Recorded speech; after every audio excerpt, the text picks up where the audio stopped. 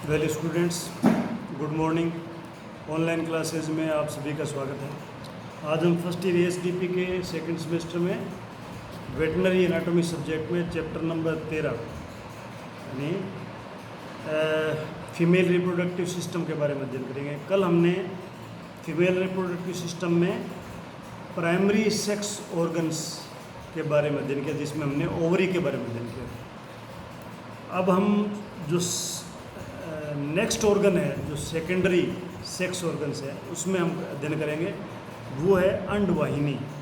अंडवाहिनी यानी अंडाशय के बाद में जिसका हम अध्ययन करेंगे वो अंडवाहिनी, जिसको हम बोलते हैं ओविडक्ट या यूट्राइन ट्यूब या उसको फेलोपियन ट्यूब भी बोल सकते हैं। यानी अंडवाहिनी को हम फेलोपियन ट्यूब या यूट्राइन ट्यूब या ओविडक्ट बोलते हैं। अब ये क्या है, संकरी नलिका है जो ओवरी से यानी अंडाशय से लेकर गर्भाशय के सींग यानी श्रृंग का मतलब हॉर्न तक, हॉर्न के पतले शरीर तक फैली होती है। यानी ये ट्यूब है, एक पतली ट्यूब है जो ओवरी से यूट्रस के हॉर्न तक फैली रहती है। जो हॉर्न का पतला सिरा है उस तक फैली रहती है। गायों में इसकी लंबाई जो है, गाय में ओवेरियन ओविडक्ट या फेलोपियन ट्यूब, इसकी लंबाई है 12 से 15 इंच। केटल में इसकी लंबाई 12 से 15 इंच है, ये आपको याद रखना है। ये अंडवाहिनियाँ जो है ये अंडाशय से यानी ओवरी से सीधी जुड़ी हुई नहीं होती है, बल्कि अंडाशय के पास में कीप के समान एक रचना, मतलब इसका जो अंडाशय के पास में या ओवरी के पास में जो हिस्सा है वो कीप के समान होता है, फनल के समान। इसको आप अगर देखोगे तो ये जो है आपको पेज नंबर 305 पे फीमेल रिप्रोडक्टिव ट्रैक्ट जो है उसके अंदर आप अगर देखोगे तो इसमें जो यूट्रस के हॉर्न है उसके एंड जहाँ होता है, हॉर्न का एंड होता है, वहाँ पे ये ओविडक्ट है जो ओवरी के पास जाके उसका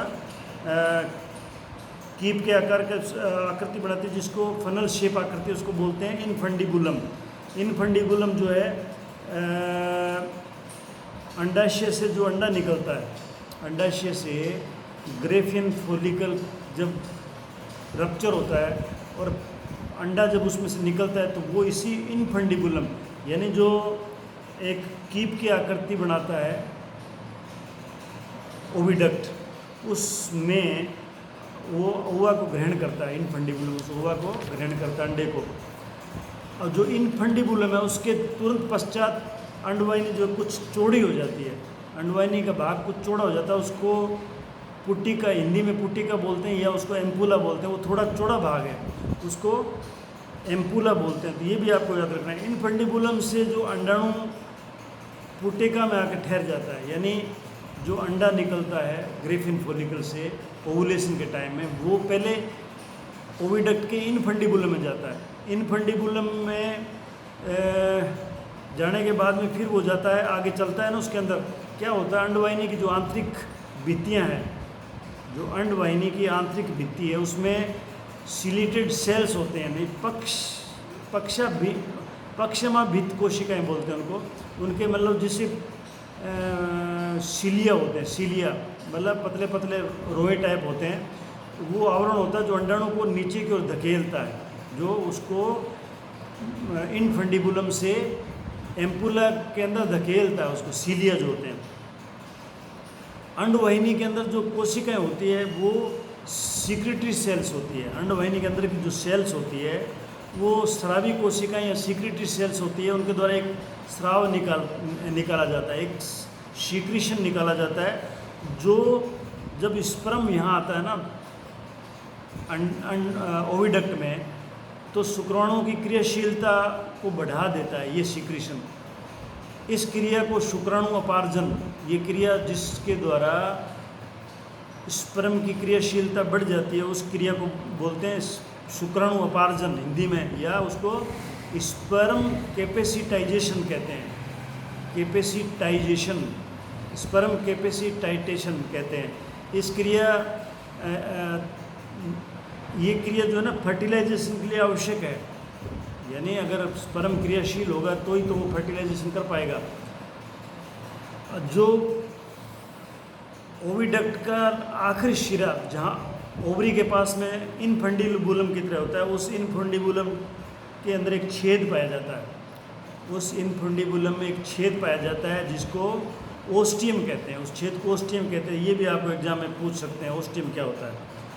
और उसके जो ओस्टियम होता है उसके सिरे पे झालरनुमा संरचना पाई जाती है। झालर होते हैं जैसे पंखे की झालर, वैसे झालरनुमा, उसको फिम्बरी बोलते हैं। फिम्बरी, FIMBRAE, फिम्बरे कहते हैं उसको। ये तो था केटल में। अब हम देखते हैं कि घोड़ी में इसमें क्या फ़र्क है। घोड़ी में क्या है, अंडवाहिनियाँ जो है वो छोटी होती है। छोटी मतलब साइज़ में, लंबाई में छोटी और लचीली होती है, यानी फ्लेक्सिबल होती है, वो लचीली होती है। इसमें फिम्बरी जो है ना, यानी झालर लाइक जो संरचना है जिसे फिम्बरी बोलते हैं, वो अधिक लंबी होती है, बहुत ज़्यादा लंबी होती है। वो केटल के बनिस्बत लंबी होती है। अब आता है मुर्गी में। मुर्गी में जो अंडवाहिनियाँ हैं, मतलब अंडवाहिनियाँ दो होती है। केटल में भी दो होती है, हॉर्स में भी दो होती है, कुत्ती में भी दो होती है, सूअर में भी दो होती है। लेकिन मुर्गी में होती तो अंडवाहिनियाँ दो हैं, लेकिन उसमें केवल बाईं अंडवाहिनी जो है, यानी लेफ्ट अंडवाहिनी है, वही अच्छी तरह विकसित होती है। राइट जो है वो रूडिमेंट्री होती है, वो विकसित नहीं होती है। और ये जो है बाईं ओविडक्ट है, ये लगभग 80 सेंटीमीटर लंबी होती है। इसकी लंबाई 80 सेंटीमीटर है। ये अगर आप डायग्राम चाहो तो इसको देख सकते हो, 307 नंबर पेज पे आप इसको देख सकते हो। जैसे जैसे मैं आपको बताऊंगा तो आप इसके साथ में पेज नंबर 307 खोल के रखना, ताकि आपको पता लग जाएगा कि ये ओविडक्ट जो है पोल्ट्री में कैसे होती है। एक तो ये डायलेटेड होने वाली होती है ना, ये ओविडक्ट जो है पोल्ट्री में फैलने वाली होती है, यानी इसका डायलेटेबल होती है, डायलेट हो जाती है। दूसरा क्या है, कोन्वोल्यूटेड है, कुंडलित है। जैसे कुंडली मारता है ना सांप, वैसे ये कुंडलित है। और ये यूरोडियम में जाकर खुलती है। यूरोडियम का मतलब है जो मुर्गी में क्लोएका है ना, क्लोएका में तीनों चीज़ें खुलती है। उसमें जो बड़ी आंत है, यानी बीट करने वाला रास्ता भी उसी में खुलता है, अंडा भी वहीं से निकलता है, पेशाब भी वहीं से करता है। मतलब मुर्गी जो है पेशाब भी वहीं से करती है, यानी तीनों रास्ते वहीं पे है। तो जिस रास्ते से अंडा निकलता है उसको बोलते हैं यूरोडियम, उसको यूरोडियम बोलते हैं। तो ये यूरोडियम में जाके खुलती है। इसका आगे वाला सिरा जो है वो नाजुक होता है और कीपनुमा होता है। नाजुक यानी नाजुक का मतलब कमज़ोर होता है, सॉफ्ट होता है, और कीपनुमा होता है, कीप की तरह होता है, जिसके किनारे पर लंबे प्रवर्ध होते हैं। जो अभी फिम्बरे मैंने देखे थे ना, वो ऐसे फिम्बरी इसमें भी होते हैं लंबे, जिनको जो कि अंडाशय को घेरे रहते हैं। अंडाशय से जुड़ा हुआ नहीं होता, लेकिन उसको ये घेरे रहता है। अंडवाहिनी का अगर छिद्र, जैसे उसमें अगर छिद्र को हम बोलते हैं ओस्टियम, छोटा छिद्र होता है केटल में, उसको ओस्टियम बोलते हैं। इनमें अंडवाहिनी का अगर छिद्र जो है वो स्लिट की लाइक होता है। स्लिट में दरार रूपी छोटी सी दरार होती है, उसकी तरह होता है। तो ये आप इसको रिप्रोडक्टिव ट्रैक्ट ऑफ हेन, ये देख सकते हो पेज नंबर 307 पे। अब संपूर्ण अंडवाहिनी जो है पोल्ट्री में, जो लेफ्ट साइड की ओविडक्ट है संपूर्ण, उसको 5 भागों में हम बांटते हैं, और जिसके आकार और काम अलग अलग हैं। जैसे इनफंडिबुलम तो वो है जो ओवरी के पास में होता है, और उसकी लंबाई 2 से 3 सेंटीमीटर होती है, और ये अंडे को ग्रहण करती है। यानी इस इनफंडिबुलम में ओवुलेशन जो होता है वो अंडा इसके अंदर चला जाता है, यानी ये अंडे को ग्रहण करती है। फिर सेकंड पार्ट आता है मैग्नम। मैग्नम की लंबाई 40 सेंटीमीटर होती है, और ये इसमें अंडा जब जाता है तो उसके ऊपर एल्ब्यूमिन बनता है। एल्ब्यूमिन, अंडे में एल्ब्यूमिन होता है, वो एल्ब्यूमिन का स्रावण इसमें होता है, जो एल्ब्यूमिन अंडे में एल्ब्यूमिन का निर्माण करता है। फिर तीसरा पार्ट आता है इस्थमस। इस्थमस 12 सेंटीमीटर लंबा होता है, और ये अंडे में झिल्ली का निर्माण करता है। कवच, बाहर का कवच जो होता है, खोल जो बाहर का, वो उसका निर्माण करता है। फिर आता है यूट्रस, ये 12 सेंटीमीटर का लंबा होता है। यूट्रस जो है 12 सेंटीमीटर लंबा होता है, और इसमें भी ये कवच का निर्माण ही होता है, और इसमें अंडा जो है वो रेस्ट करता है। यूट्रस में अंडा रेस्ट करता है। फिर आता है वेजाइना। वेजाइना जो है इसकी लंबाई 12 सेंटीमीटर होती है। अब ये पार्ट तो ओविडक्ट का है सारा, इसकी लंबाई वेजाइना की 12 सेंटीमीटर होती है। ये क्या करता है कि अंडे के ऊपर जो कवर होता है कठोर, वो बनाता है क्यूटिकल, यानी बाहरी क्यूटिकल का निर्माण करना, और अंडे को रंग प्रदान करना, यहाँ पे उसके रंग प्रदान करता है ये वेजाइना। तो ये था ओविडक्ट के बारे में। अब हम करते हैं गर्भाशय के बारे में, यूट्रस। ओविडक्ट के बाद में फिर आती है बच्चेदानी, यूट्रस जिसे बोलते हैं। यानी अब हम यूट्रस का अध्ययन करेंगे केटल में, सबसे पहले केटल में, यानी जो बाहर की साइड में वेजाइना जो है, वेजाइना से और ओविडक्ट के बीच में जो संरचना है उसको यूट्रस बोलते हैं। यानी ये योनि के आगे और अंडवाहिनी के पीछे बीच में स्थित है, पेशीय और झिल्लीनुमा अंग होता है, मतलब मस्कुलर अंग है और झिल्लीनुमा अंग है, यानी मस्कुलो मेम्ब्रेनस इसे बोल सकते हैं। इसका ज़्यादातर भाग जो है वो एब्डोमिनल केविटी में स्थित होता है, यानी इसका यूट्रस का अधिकतर भाग जो है वो एब्डोमिनल केविटी में स्थित होता है और ब्रॉड लिगामेंट से जुड़ा होता है। बॉडी से ऊपर के पार्ट जो जुड़ता है ना, ऊपर लंबर रीजन में ऊपर, वो जुड़ता है ब्रॉड लिगामेंट से। इसके दो हॉर्न होते हैं जिसको हम श्रिंग बोलते हैं, श्रिंग या सींग बोलते हैं, जिनको हम कोर्नुआ कहते हैं। इनको जो हॉर्न है उनको बोलते हैं कोर्नुआ। ये श्रिंग स्थिति में कैसे होते हैं, पहले तो ये नीचे और आगे की ओर, फिर बाहर की ओर, यानी डाउनवर्ड, फॉरवर्ड और आउटवर्ड होते हैं।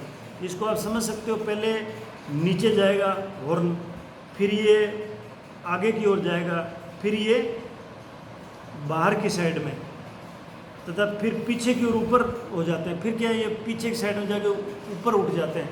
इसको बोलते हैं, इस प्रकार की स्थिति को सर्पिल घुमाव बोलते हैं, यानी स्पाइरल ट्विस्ट बोलते हैं इसको। जैसे सांप घूमता है ना, वैसे घूमता है। और इसको हम जो केटल की यूट्रस है इसको बोलते हैं बाइकोर्नुएट यूट्रस। तो ये आपको पूछ सकते हैं बाइकोर्नुएट यूट्रस किस में पाई जाती है? केटल में पाई जाती है। गर्भाशय का जो ट्रांसवर्स डायमीटर है वो लगभग 9 से 12 सेंटीमीटर होता है। ट्रांसवर्स का मतलब है डायमीटर यूं, और लंबाई इसकी 2 से 5 सेंटीमीटर होती है। ये इसकी डायमेंशन और लंबाई है इसकी। गर्भाशय की आंतरिक जो भित्ति है ना, गर्भाशय यूट्रस की बच्चेदानी जिसे बोलते हैं, या उसको वोम बोलते हैं, WOMB वोम बोलते हैं। उस गर्भाशय की जो आंतरिक भित्ति पर अनेकों उभार पाए जाते हैं, कई उभार पाए जाते हैं, जो गर्भावस्था के समय कोरंकल्स में बदल जाते हैं। यानी गांठें सी होती है ना, उनको कोरंकल्स बोलते हैं। जो बच्चेदानी में पाए जाते हैं उनको ये आप फिजियोलॉजी में पढ़ा होगा आपने। इसके माध्यम से गर्भाशय दुग्ध यानी यूट्राइन मिल्क का स्राव होता है, जो भ्रूण को पोषण प्रदान करता है। यानी बच्चा जो है ना, वो पोषण जो माँ से प्राप्त करता है वो इसी कोरंकल्स के माध्यम से बच्चे की जो प्लेसेंटा है वो जुड़ती है। किससे जुड़ती है? उसके बच्चे की प्लेसेंटा में कोटिलिडन्स होते हैं, वो इन कोरंकल से जुड़ जाते हैं, उसको प्लेसेंटोम बोलते हैं। ये आपने फिजियोलॉजी में पढ़ा होगा, नहीं पढ़ा तो अब आपको पढ़ा देंगे। इसके बाद में नेक्स्ट जो आता है बच्चेदानी के बाद में, वो आता है सर्विक्स, यानी इसको ग्रीवा बोलते हैं। ये एक जैसे कारक, रबड़ का कारक होता है ना, वैसे छिद्रयुक्त एक संरचना भाग होता है। सभी जनन अंग, जितने भी जनन अंग अपना पढ़े हैं या पढ़ेंगे, उनकी तुलना में इसकी भित्ति जो है सबसे थिकेस्ट होती है। इस सर्विक्स की भित्ति यानी दीवार जो है वो सबसे ज़्यादा थिकेस्ट होती है। एक तरफ तो ये गर्भाशय से जुड़ी होती है, एक साइड में ये गर्भाशय से यानी यूट्रस जो भी आप पढ़ा उससे जुड़ी होती है, दूसरी ओर ये योनि से जुड़ी होती है। योनि यानी वेजाइना से जुड़ी होती है। इसकी कुल लंबाई 5 से 20 सेंटीमीटर होती है। इसकी लंबाई जो है कुल 5 से 20 सेंटीमीटर होती है। ग्रीवे की दीवारों पर, यानी जो ये सर्विक्स है इसकी दीवार है, उस पर फोल्ड होते हैं जिनमें कोई भी चीज़ या संक्रमण आसानी से प्रवेश नहीं कर सकता, इसलिए फोल्ड पाए जाते हैं। अगर आपको एग्जाम में पूछे कि इसमें जो फोल्ड होते हैं वो क्या काम आते हैं, तो ये किसी भी संक्रमण को रोकने का काम करते हैं। ऐसे इसमें 2 छिद्र होते हैं, एक तो होता है यूट्रस की साइड में, एक होता है वेजाइना की साइड में। जो यूट्रस की साइड में है उसको बोलते हैं इंटरनल ओस, यानी एक आंतरिक होता है एक बाहरी होता है। तो इंटरनल ओस जो है वो यूट्रस की साइड में, एक्सटर्नल ओस जो है वो वेजाइना की साइड में। जब गाय जो है गेस्टेशन पीरियड में होती है या ब्याने वाली होती है या हीट में होती है, हीट में नहीं हो तो उन दिनों क्या होता है, जब एक तो ब्याने वाली होती है या जब हीट में नहीं होती है तो उन दिनों में सर्विक्स के अंदर एक म्यूकस प्लग बन जाता है, श्लेष्मा झिल्ली का प्लग बन जाता है, और जब वो ब्याने का समय आता है या वो हीट में आती है तो वो प्लग खुल जाता है, घुल जाता है, और वो बच्चेदानी का मुंह जो है, सर्विक्स का मुंह खुल जाता है। अब इसका हम अध्ययन कर लेते हैं। घोड़ी में जो है गर्भाशय जो है वो पेल्विक कैविटी या एब्डोमिनल कैविटी में पाया जाता है, यानी पेल्विक कैविटी या एब्डोमिनल कैविटी में पाया जाता है, इसकी पोजीशन है, जबकि केटल में ये एब्डोमिनल कैविटी में पाया जाता है। इसके हॉर्न जो है वो 10 इंच लंबे होते हैं घोड़ी में। इसके जो कॉर्नुआ सींग जो है वो 10 इंच लंबे होते हैं और नीचे की ओर घूमे होते हैं, नीचे की ओर घूमे हुए रहते हैं, और इसको टी शेप बोलते हैं। इसलिए इसकी जो आकृति है ना, गर्भाशय की संरचना, वो टी शेप होती है। ये इसको बाईपार्टाइट यूट्रस बोलते हैं, बाईपार्टाइट यूट्रस बोलते हैं इसको। अंडवाहिनी व श्रृंगों के मध्य का, यानी जो अंडवाहिनी और जो सींग है, कॉर्नुआ जो है यूट्रस के, उनके बीच जो पार्टीशन है, जॉइंट है, वो स्पष्ट दिखाई देता है। इसकी ग्रीवा नाल, यानी इसकी जो सर्वाइकल नाल है ना, सर्विक्स की नाल जो है वो बिल्कुल सीधी होती है, एकदम सीधी होती है। अब हम देखते हैं कुतिया में क्या फ़र्क होता है। कुतिया में गर्भाशय की बॉडी जो है छोटी होती है, यानी गर्भाशय की बॉडी जो है वो कुत्ती में छोटी होती है, और इसके हॉर्न जो है वो लंबे होते हैं। कुत्ती में हॉर्न ज़्यादा लंबे होते हैं जो उदर गुहा में स्थित होते हैं, यानी इसके हॉर्न जो है कुत्ती के वो एब्डोमिनल कैविटी में स्थित होते हैं। गर्भाशय की संरचना जो है कुत्ती में वी की आकृति की होती है। ये भी आपको एग्जाम में पूछ सकते हैं कि भाई गर्भाशय की वी शेप की आकृति किस में होती है, तो वो कुत्ती में होती है।